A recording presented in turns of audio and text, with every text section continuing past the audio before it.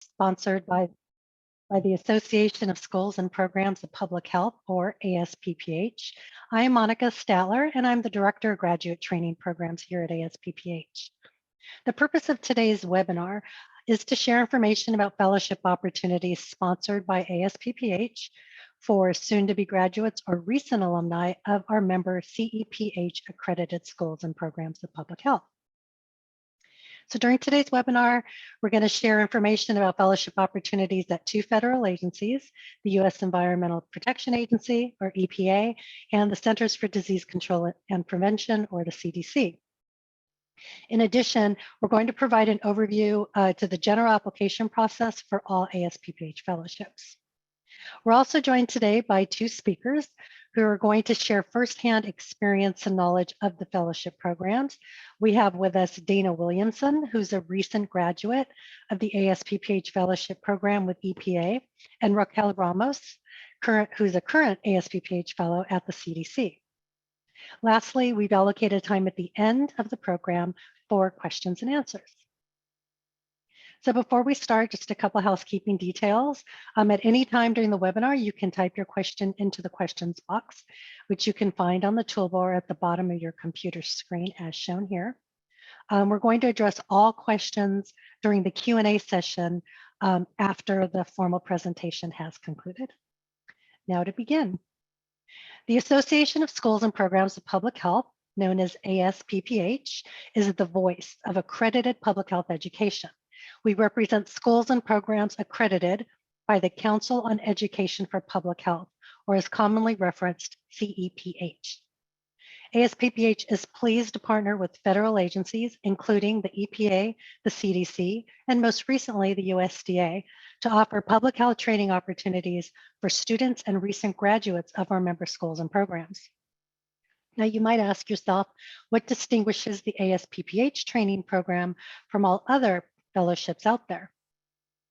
First and foremost, with over 35 years of training program experience, ASPPH provides highly respected and recognized mentor training programs specifically aimed at fostering the growth of early career public health professionals. We've time-tested relationships with federal agencies that are involved in public health, such as CDC and EPA, and previously with the National Highway Traffic Safety Administration, or NHTSA. The performance of our fellows speaks for itself, as a significant number of our program participants do go on to become full-time employees or contractors at their host agencies. In addition, as an ASPPH fellow, you will become part of a network of over 2,300 ASPPH fellowship and internship alumni who are public health leaders in private, nonprofit, academic, and government organizations. Wherever you are in your career, you'll always be able to contact ASPPH and ASPPH fellow and intern alumni for networking advice and support. ASPPH fellowships are graduate level training programs that provide effective practical preparation for early career professionals through the enhanced interplay between the didactic educational experience and fundamental public health concepts and real world experiences that enable our students to apply these concepts. Our fellowships are long-term training assignments that are typically 1 to 2 years, and in some circumstances, 3 years. Fellowships are open to recent graduates, defined as students who will have received a master's or doctorate degree by the start of the fellowship, or alumni who have graduated within the previous 5 years from the start date of the fellowship. Applicants' degrees must come from ASPPH member institutions. During this presentation, we will focus on fellowship opportunities that are scheduled to begin in early fall of 2023, specifically positions with the EPA and the CDC. Now, to reiterate, to be eligible for ASPPH fellowship programs, applicants must have received a master's or doctorate degree from an ASPPH member, CEPH accredited school or program of public health.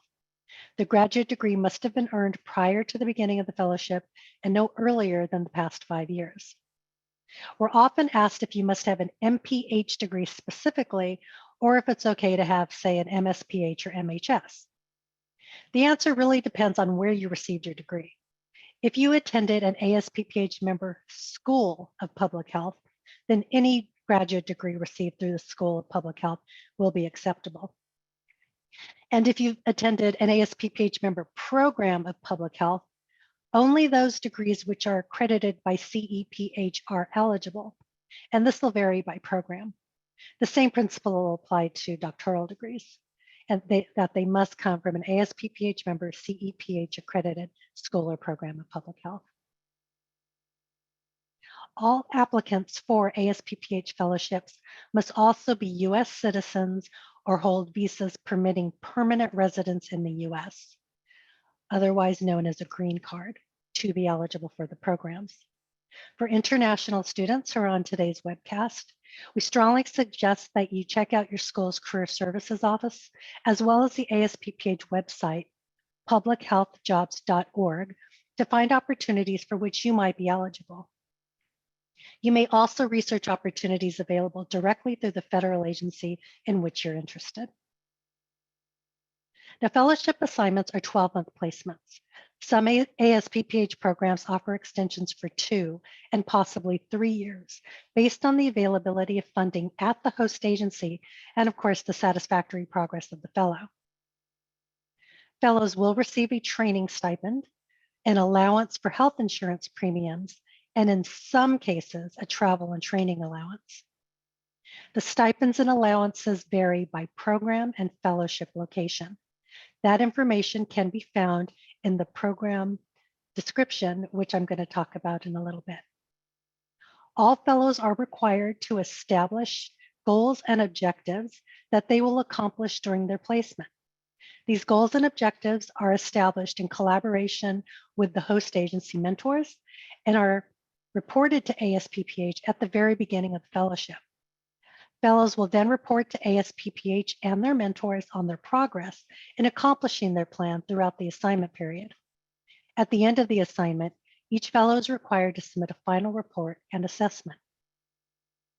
Specific fellowship opportunities will be discussed in a moment, but for now, the best person to describe a program is somebody who has experienced it. As such, we are pleased that Dr. Dana Williamson can be with us today. Dana? Everyone. Thank you, Monica, for inviting me. I'm really happy to be here to briefly share my experiences with you all today. So I am a social scientist program evaluator at EPA in the Office of the Chief Financial Officer. And my current work focuses on equitable evaluation approaches, evaluation of environmental justice efforts, and evidence-based and evidence-building strategies to enhance the agency's culture of evaluation. I'm a behavioral scientist by training, and I received both my master's and PhD from Emory-Rollins School of Public Health. So I came to this fellowship with a very solid understanding of my skill set, as I already had a significant amount of professional experience. But with that said, it was also really important for me to be in a learning environment where I could apply my diverse skills, also as a public health professional. And so my experiences as a fellow really allowed me to integrate that social science public health expertise alongside my personal interests and really mold this fellowship into a true professional development opportunity.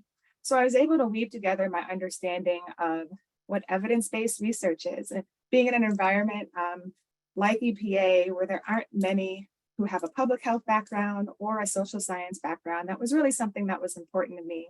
I was able to also bring my expertise with program design, my ability to align program objectives and develop indicators for success, as well as really apply my skills related to survey design, survey development, mixed methods analysis, and research translation. But prior to my fellowship, when I was a PhD student at Emory, I had the opportunity to work independently with EPA's Region 4 office that's in Atlanta.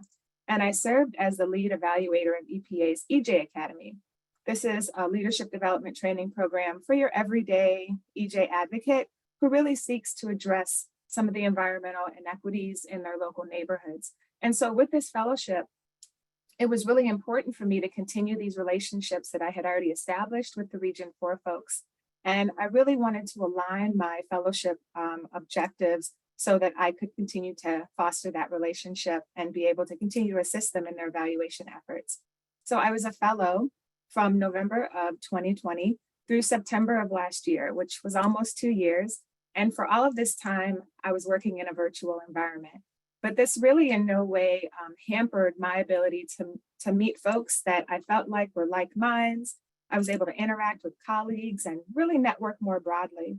And in many ways, I feel like by being in this virtual space, I had greater access and opportunity to introduce myself to others via Teams, and also find those that had like interest, connect with others, and as well as senior staff persons that I might not have had the opportunity to really meet if I was passing them in the hallway. I was able to network with fellow social scientists in the Social Environmental Science Exchange Network.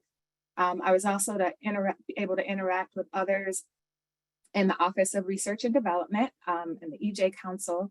And given my expertise, I was very much involved with strategic planning, which is a 4-year, every 4 years, the Office of Research and Development undergoes a strategic planning effort where they set their priorities for the next 4 years. And so I was able to participate in that process and lead some efforts as well. I had also multiple opportunities to share my dissertation research findings regarding my evaluation of the EJ Academy, both formally and informally. I led briefings across the agency. And so in my official capacity, I was placed with the scientific integrity team. So I was doing all of these other activities as well related to my interest in EJ, but my official placement was with the scientific integrity team in the Office of Science Advisor Policy Engagement, OSAPE. And so there I led multiple discussions related to data collection with the Scientific Integrity Survey. And I had opportunities to present these findings at interagency committee meetings, as well as through an agency-wide scientific integrity meeting. So in my almost 2 years as a fellow, I have really many numerous accomplishments that I'm proud of. With the scientific integrity team, I led survey development and the launch of their agency-wide scientific integrity survey. I used this data to lead both the qualitative and the quantitative data analysis efforts. And this was really one of the largest outputs of my first year as a fellow. I created a technical report that provided the structured understanding of mixed methods approach for survey design, where I also did all of the analyses, talking through how this is important foundation to inform the work of scientific integrity across the agency. And my detailed summaries now live on the intranet, as well as the external internet for the Scientific Integrity Program microsite. And in my second year, I developed a program evaluation plan for the scientific integrity team. So this helps to really guide their future efforts over the next 5 years for the future of what this program actually looks like and how they can align all their efforts with their goals. And then lastly, I was also able to continue my engagement with more of my personal interests with the EJ Academy and Region 4. And so I was also able to co-lead some development specifically with strategic planning. There were 4 efforts that I was co-leading that I co-authored, and now I'm continuing to co-lead those efforts. And also I was able to develop an internally funded grant project related to capacity building and program evaluation. And so I've had numerous opportunities dabbling both in the things that I was passionate about and also being able to extend my network and really assist and uplift really the work that I was doing as a fellow. So all of these experiences really cultivated me into creating the important networks that I have currently, and really were the foundation for the opportunity that I have as a social scientist program evaluator currently in my current position. So thanks again for allowing me to share my experiences, and I look forward to being able to address any questions. Great, thank you so much, Dana. It's always wonderful to hear about the great experiences and contributions that our fellows have made to their host agency. Now we're going to discuss a little bit about the programs that are currently accepting applications.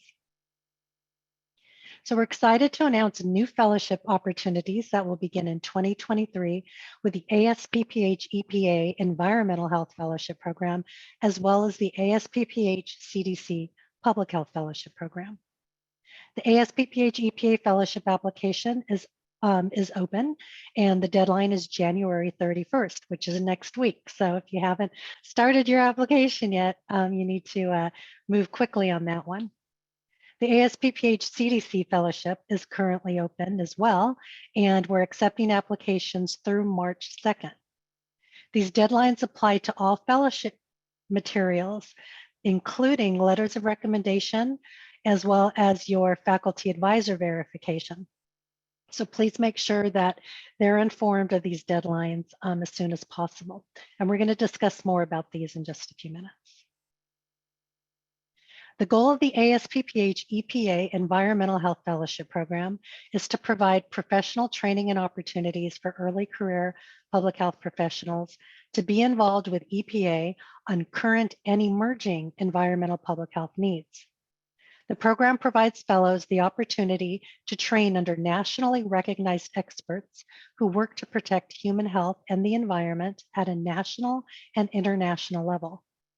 Potential training areas include public health and climate crisis, environmental justice and civil rights, clean and healthy air for all communities, safety of chemicals for people and the environment, and children's environmental health.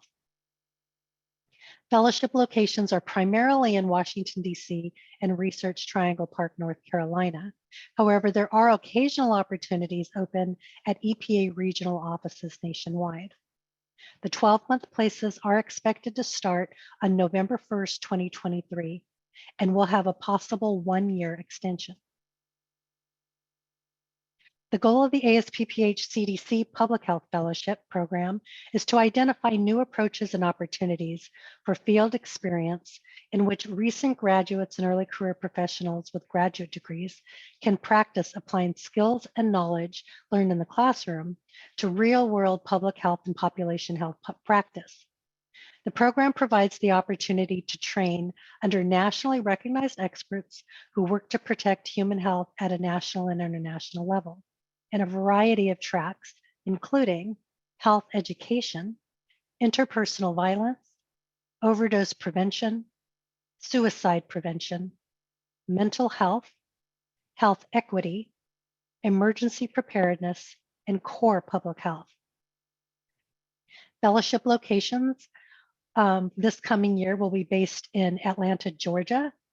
The vast majority of them will be based in Atlanta, but there is also an opportunity in San Juan, Puerto Rico, and Hyattsville, Maryland, which is just outside the Washington, D.C. border. Fellowship placements are expected to start in September 2023 and will go for 12 months with the option of renewing for up to 3 years. Information regarding ASPPH fellowships is available through your career services and/or your student liaison office at your school or program. In addition, you may also easily access information online, including all application deadlines and detailed application instructions. Just go to the main page of the ASPPH website and click on the link at the top that says Students and Alumni, and then click Fellowships and Internships. You may also go directly to the fellowships application portal where you can create an account and apply to the programs. A great way to stay up to date about all training opportunities is to subscribe to the ASPPH Friday letter. We announce all fellowship opportunities through the ASPPH Friday letter and advertise partner opportunities as well. I'm now going to talk about the application process. To apply for a fellowship, applicants first need to create an account in the ASPPH application portal if you don't already have one. For those of you who already have an account in our system, you can also sign in from this page shown here. To begin, there are 5 main components of the application package. First, your CV or resume. 2 recommendation letters, which are specific to the program being applied to. And we strongly suggest that references are individuals with whom you have built a substantial relationship in the areas of academic public health practice, volunteer community service, or another professional that can effectively address your skills, qualities, and personal attributes. It really is critical to select references who can speak well to your assets and abilities that make you a strong candidate for the fellowship. In addition, you'll be required to submit your graduate transcript from your school or program of public health, only your graduate transcripts. We do not require your undergrad transcripts. In addition, you may submit an unofficial transcript for the application. However, if you are ultimately selected as a fellow, at that time, we will ask you to submit your official graduate transcript. You'll also need to submit a brief essay of no more than 1,500 words, which is specific to the position to which you're applying. So if you apply to only one position, you only need to submit one essay. However, if you apply to up to 3 positions per program, which is allowed, you'll need to submit 3 essays, one for each position under each program. And in that essay, you should explain your personal and professional interests, strengths, and qualifications for succeeding in that particular fellowship assignment and how it will benefit your long-term career plans in the field of public health. Special consideration will also be given to candidates with exposure to a broad array of life experiences and viewpoints, and who can bring a diverse perspective and experience to the fellowship project. And lastly, you'll need to submit your faculty advisor information, but this is only for applicants who have not yet graduated and whose transcript does not show the graduation date yet. An advisor will need to verify your graduation date. Finally, as a reminder, if you're not a US citizen, but a permanent resident, then you will be asked to submit your green card once you've been presented with a formal fellowship offer. But before we show you the details of how to use the ASPPH application portal, I'm pleased to welcome Raquel Ramos. Raquel is a current ASPPH CDC fellow based in CDC Center for Surveillance, Epidemiology, and Laboratory Services. Raquel, I'll hand it over to you. Hi, thank you. So like Monica said, I currently have an ASPPH fellowship at the CDC in Atlanta, Georgia, with the Public Health and Informatics Program Fellowship. So a little bit about me. I graduated from Emory School of Public Health in 2021 with a master's degree in global environmental health, and I started my fellowship in 2022. So just a little bit about the application process and just some more tips and tricks to make sure that your application is successful. I think a pretty obvious one is to make sure that you follow the timeline. Make sure that you give yourself enough time to review every component of the application, as well as giving other people time to review those components too. You don't want to rush yourself when having to write your essay or putting together your resume, so make sure you plan accordingly. Definitely make sure you get all those components reviewed, whether that's by someone in a career development office, professors, bosses, even friends or family. Just to make sure, for simple things like there's no grammatical errors or typos, but also that it's cohesive and looks good and professional. So one main thing too is the quality of your recommendations. Like Monica said, you should definitely have good relationships with the people that you were asking to write recommendations.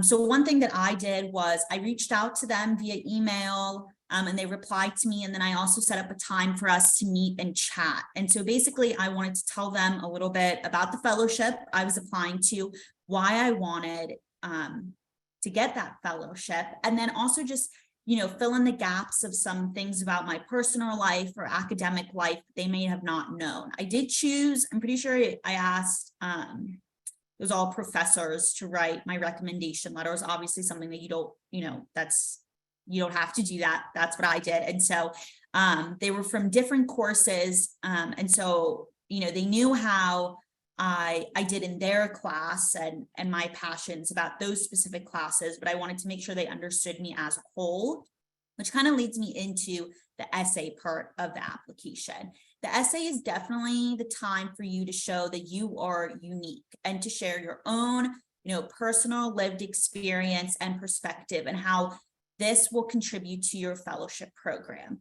So your resume shows why you're qualified, and usually transcripts will back that up, that you have the necessary skills and education to be in this fellowship. But then the essay is really your time to shine and show why you specifically are the right person for the fellowship. So you want to talk about whether that's your background, a specific experience or passion. It could have been, whether that's volunteer experience or life event. I'm pretty sure in my personal statement, I kind of, try to handle it almost like a personal story, where I talked a little bit about my background and my family. And then I went more in depth in terms of the academic experiences I had, as well as, outside of school volunteer experience, traveling, things like that, and then worked it up to why all those experiences make me the right person for the fellowship. And this is also a really good time to just make sure that you promote those soft skills that oftentimes we put on our resume, and we slip them in there when describing certain positions or experience or even classes. But, a main thing, at least that I've seen in my fellowship, is that, skills can be taught. And especially in an ASPPH fellowship, where they definitely encourage learning and taking courses and training, that's a big part of your experience. The reviewers will be looking for someone who is able to do that, who can adapt, who is highly motivated, can communicate, has good teamwork skills, things like that, creative, open-minded, because then you're able to go into this fellowship and not only give what you already have and what, your resume and your transcript showed that you have, but that you're willing to gain new skills and then roll those into putting it back, giving it back to your program host site. So this is definitely a good time for the essay to reflect that. I also did write my personal statement with plenty of time for other people to review it. And then I sent it to the people that I asked to write my recommendation letters. And I'm pretty sure for one of my professors, we even met and talked about my personal statement, and he was able to kind of tie that in, some of the things that I, wrote in my personal statement in with his recommendation. And that just helped kind of flesh out my whole application and make sure that everything was connected. My transcript backed up my resume, and my recommendation letters backed up my essay. So that was a really important part, I think, for my application. Definitely more than happy to answer any specific questions that you guys have, whether that's about the application process or about my specific fellowship at the end, like Monica said. So feel free to use that question and answer function. Thank you. Terrific. Thanks so much, Raquel, for sharing your own insights, submitting a successful application. So now I'm going to provide a walkthrough of how to use the fellowship application portal. So the first step in applying is to visit the ASPPH Fellow Application Portal at fellowships-internships.asppph.org. This link is available on the main fellowships page of the ASPPH website. You may log in or sign up for a new account directly from this page. Once you've logged in, you're going to come to the home page for the ASPPH application portal. This page shows any open applications at the top, including the application deadline and a link to the ever important full program announcement. Now, this program announcement is the most important resource you will have when applying to the fellowship or an internship program. It includes detailed information about the fellowship program, its open positions, eligibility, requirements. It will review procedures, criteria, timelines, and how to apply. We strongly recommend that you review the entire program announcement before starting the application. This will include all project descriptions that are available for the program you're interested in. It's essential that you review this information to determine which positions are a best match for you. Now, the home page also includes some quick information and links to additional resources, including a My Status section shown here, And once you've submitted an application, you can track the progress of your application in this section.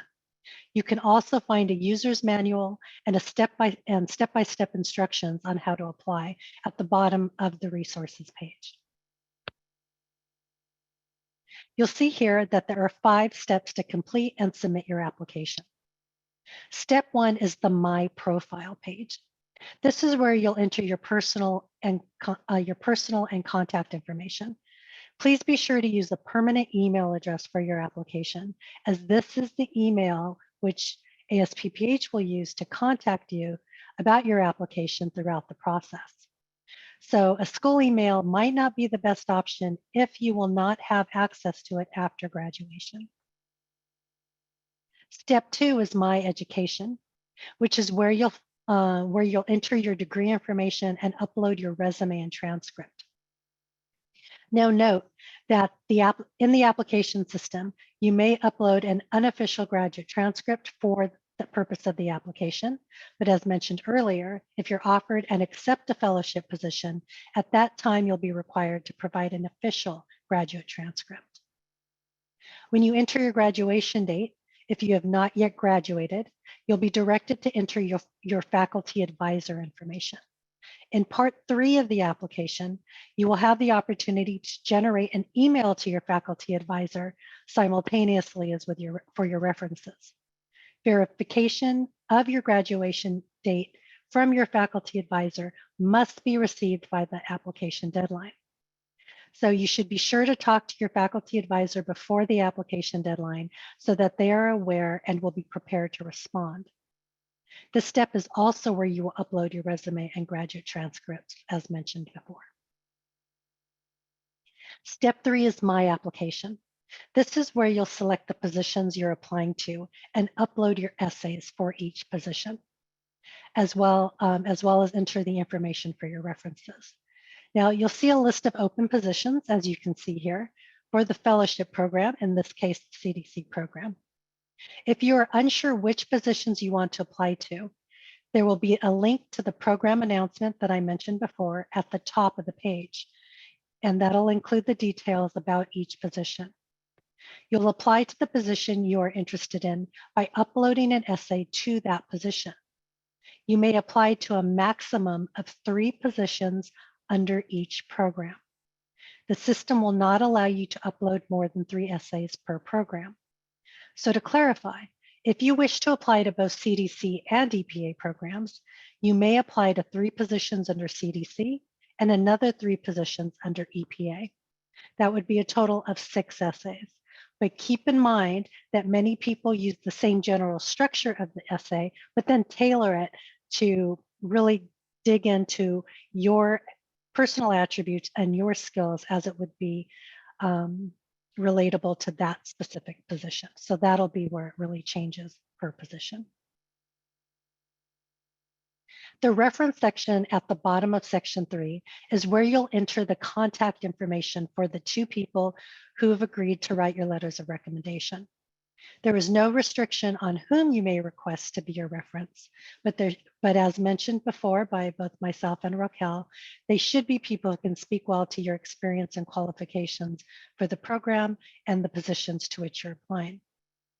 You will also see at the bottom of the page a newly implemented feature, the Send Now button. Now, with this new feature, you'll have the opportunity to generate emails to your faculty advisor if you've not yet graduated, and your references before submitting your application. Now, if you do not click Send Now in the application in step 3, then these emails will not go out until you submit the application. So remember, the deadline for your faculty advisor and references to submit their pieces is the same as the application deadline. Therefore, we recommend utilizing the Send Now feature to generate the emails before submitting your application so that they have time to complete your recommendations before the deadline. In step 4, you'll review the entire application. If you need to make any changes, click on the pencil icon as shown here next to the section you want to revise, and it will take you back to that section to make any changes. The final step is to submit your application, which is step 5. Check the box to electronically sign your application and then hit the submit button. When your application is successfully submitted, you will receive a confirmation email. The system will also automatically generate emails to your references and faculty advisor at this time. So please note that just saving the application with that information will not generate these emails. You must submit them by hitting the Send Now button, as I mentioned on the last slide, or they will be sent to your recommenders and your faculty advisor at the time you submit your application. So you should not wait again, and so you shouldn't wait until the last day to submit your application unless you also submit the Send Now email. Now, once you've submitted your application, you may rescind it at any time to make changes from here, the home page, by clicking on the little pencil icon. As long as you resubmit your application by the deadline, your application will be reviewed. So remember, if you rescind it to make changes, that's fine, but you must resubmit by the deadline. This is a good option if you want your references and faculty advisor, if you need to go back in to send them the emails. But also, just keep in mind that it will not be reviewed if you do not resend. ASPPH will not accept any incomplete applications. This includes missing information and submissions from your references and faculty advisor. So please be sure to monitor the My Status section of the homepage so that way you can see when your faculty advisor and your recommenders have submitted their information. And if they haven't done it and you're quickly approaching the deadline, you might want to shoot them an email to remind them. Once the deadline has passed, ASPPH will review all applications for completeness and eligibility. Again, here is a shot of the status, the My Status system in the website, which we will update as soon as your application has been verified and moved along to the review stage. I will also send applicants an email that says that you've moved on to the next stage of review. You may view your application status at any time by logging into the system and viewing this page. This is also, as mentioned, where you'll see if your recommenders and your advisor have submitted their materials. So ASPPH ensures that all eligible completed applications submitted by the deadline will be reviewed in an open, fair, and objective process. Each application is reviewed by 2 faculty or staff members from ASPPH member institutions, but not from the same institution as the applicant. Applications are scored according to criteria noted in the program announcement, and the top applicants will progress to the next phase, the technical review phase. During that time, applicants may be contacted for interviews directly by the agency. Moving on to the technical review phase does not guarantee that an applicant will receive an interview, only that the application has been sent to the placement agency for review. It's possible that not all applicants in the technical review phase will receive interviews. In addition, for the ASPPH EPA fellowship program, there is a formal panel interview process. Now, this process will occur virtually via Zoom in mid-April. All applicants who advance to this stage are required to participate in this panel interview in order to be considered for final placements. The top applicants from these interviews will then progress to the technical review phase at EPA. Individuals selected for positions with each program will be contacted directly by ASPPH via phone and email. Those applicants who are not selected will be notified by ASPPH by email. The timeline for each program varies, so please refer to our website and the specific program announcement to review important dates for the program in which you're interested. So that ends the formal presentations. We're now going to open the lines for questions. Again, please click the button for the Q&A box at the bottom of the screen and type your question into the box. I'll then direct your questions to one of today's speakers, and we have just about 45 minutes left to answer any questions that we might have. So I'm going to go ahead and stop sharing for now. Raquel and Dana, if you want to turn on your cameras, and then we can go ahead and take some questions. Okay. So let's see, the first question is, can start time be delayed to January 2024 for students graduating in December 2023? Unfortunately, no. The program is on a tight timeline because it is tied to a grant, because the program, all of our fellowship programs are supported by federal grants, and there are budget timelines associated with their grants. So we do need to start these positions in the fall. However, you will be eligible to apply next year for fellowship positions that will start in the fall of 2024. How many letters of recommendation are required? That answer is 2. You will be required to submit 2 letters of recommendation. And that's just for the overall application. So you may use the same recommenders or the same writers for letters of recommendation, but just be sure that they don't write the name of the program in the letter if it's being used for more than one program. So for example, if you're applying to both CDC and EPA, be sure that the letter doesn't specify that they're recommending you for the CDC program if that letter is going to be used for the EPA program as well, right? So if they are going to do that, it's fine, but just make sure they give you 2, they submit 2 different letters, one for EPA and then another for CDC. So is it possible to complete a fellowship remotely or in a hybrid environment? Yes, in fact, on the CDC, in the program announcement for CDC, you will notice under location, I've noted whether it will include a remote and or hybrid option. So they will offer that. And I believe EPA is going to be doing the same thing. That seems to be the direction that everyone's going in. So there will be that option. However, regardless, you will still need, you'll likely need to, for example, in the case of CDC, if your host office is based in Atlanta, you'll likely need to go to Atlanta 1 or 2 times throughout during the fellowship in order to meet with folks in person. Is there a sample essay that you can share? No, there isn't. The personal statement and sample essay are pretty much on your own. I would follow Raquel's suggestions on how to do that, but I'll open it back up to Raquel and Dana. Dana, do you want to share any advice as to the essay as far as content formatting and such? And then Raquel, if there's anything that you'd like to add from what you discussed earlier.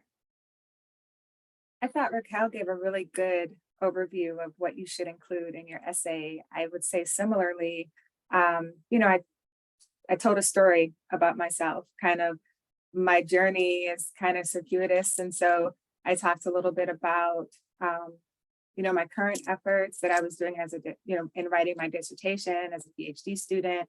At that time, I talked about my interest and relationship that I had already or was continuing to establish and work on with EPA's Region 4 out of Atlanta, but also just talking about my background, why, what I thought that I could gain or the skills that I thought that I could also bring to the fellowship and areas where I thought that I could grow.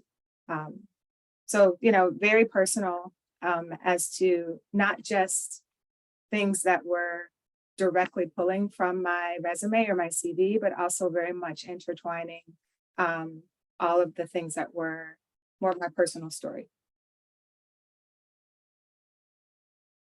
Great, thank you. And Raquel, was there anything else you wanted to add? Just, you know, ditto to everything Dana said. Super important to make sure that you are able to show why you are unique and why the specific position is right for you. I did apply to multiple ASPPH fellowships. And like Monica said, I used kind of the same skeleton, I would say, for each fellowship essay, but I definitely changed it significantly so that I was able to put in, you know, why I was right for that fellowship. And I incorporated, including a lot of keywords that are in the application. So they say, tasks and assignments that you might be doing as that fellow. So I made sure to include that vocabulary in my essay also. Right, great, thank you. Thank you both. Because the thing that you want to keep in mind is what we're looking for is also those applicants who can benefit the most from these positions, right? So it's not just what you can give to this position, it's what you're going to get out of it. So we really want to we really aim to try to find the right match so that a particular fellow really does benefit greatly, and it fits in well with their career vision and career path. Okay, so then we have a question for current students who will not take the CPH exam until after the applications are due. Will we have the option to update our application? Yes, I believe so. If you go back in, I think at any time, that falls under the parts 1 or 2 of the application, and you can tweak that at any time. So you'll be able to go back in and just click the tab that says that you are CPH certified. A question, how can you become an ASPPH member? So ASPPH membership is organizational, it's not individual. So your school or program of public health must be a member of ASPPH. And if you go to the ASPPH website under members, there is a full list of all of our members. So you'll need to check to see if your school is a member of ASPPH. If it is not, then unfortunately you will not be eligible for the fellowships. So we have here, can we submit our program director's contact information in place of a faculty advisor? Yes, absolutely. If we just need somebody in a leadership role or somebody within your school or program of public health who can verify your graduation date. So that'll be fine if it's a program director. It says how many reference letters are required per application. Again, I mentioned that earlier. There are 2. Okay, so here's a question for both of you. So Raquel, if you want to answer first, and then Dana, you can share your thoughts secondly. What made you choose ASPPH fellowship over other opportunities? So I applied while I was still finishing up my master's degree. And so in terms, and I went straight from undergrad to grad school, and I had an internship in grad school and did summer internships and things like that. But in terms of career experience, I was relatively limited. And so I really wanted to jump into a role where I could get more in person, in the environment, work experience, while also being able to expand my education pretty much. And so what I really liked about ASPPH was that the fellowships that I applied to and that were offered all had that learning aspect in it. So even though I was getting technically a full-time job, 40 hours a week, it was also a lot of time for me to continue learning, kind of nested in within that fellowship. And that, truly is what happened. I felt like what was advertised, what I'm receiving. I meet with my mentors weekly, and I'm also allowed to block out time to complete online courses through the programs that CDC has, whether that's specifically with CDC or with Coursera or O'Reilly and things like that. And so I came in with a certain set of skills, and I'm using those skills, but at the same time, I'm expanding my skill set. And that really was something important to me coming straight out of grad school. And I can say it's been successful. I went in basically with limited skill set in terms of informatics, in terms of coding using programs like R and Python, GitHub, things like that. And I can feel that by the time my fellowship ends, I'll be able to add those to my resume confidently. And if I get a position that requires me to use those, I'll be able to do that. So for me, it was a little bit different. I had a large period, about 10 years between my master's and my PhD. And so I had a good amount of professional experience. And through my dissertation, I was really focused on merging my social science skills, and also behavioral science is my area of expertise, but I'm also very much introducing environmental health, environmental justice. And those are things, being a behavioral scientist and kind of dabbling in the EJ world isn't something that is a traditional trajectory of folks in my space. And so I really was challenged, or a little, I struggled a little in finding where I felt like I could grow the most, where I could be able to practically apply kind of my intersection between these two concepts, my skill set, and then my area of personal interest.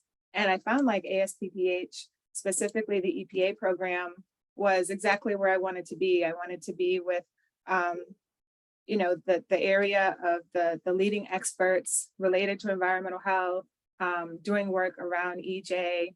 And that was actually where I initially applied. However, that was not necessarily where my placement was. While I applied for that specific track, it ended up that they weren't necessarily accepting fellows during that time, but because of my skill set, the scientific integrity program was very much interested in having me come on board. And so while that wasn't necessarily like my first choice, I had the opportunity to really apply my skills, but it was different because also being at EPA, I was in a space where, and still very much so, where there aren't a lot of social scientists. Well, there are definitely EJ folks that are working in the area of EJ, but not necessarily public health folks. So, you know, I knew that coming into it, and I wanted to be in an interdisciplinary environment where I could share my skills, learn some skills, and it really ended up being the best case and best placement for me. Great, thank you. So we have a question about, could you please expand on what hybrid entails? So the differentiation between remote and hybrid, remote will be somebody who doesn't live in the location. So for example, if it's a position based in Atlanta or DC, you wouldn't live in that city, but you might have to travel there 1 or 2 times throughout the course of the fellowship to meet with people in your office. A hybrid, you will likely need to relocate to the location, but you'll have you know, some days in the office, some days working remotely from home.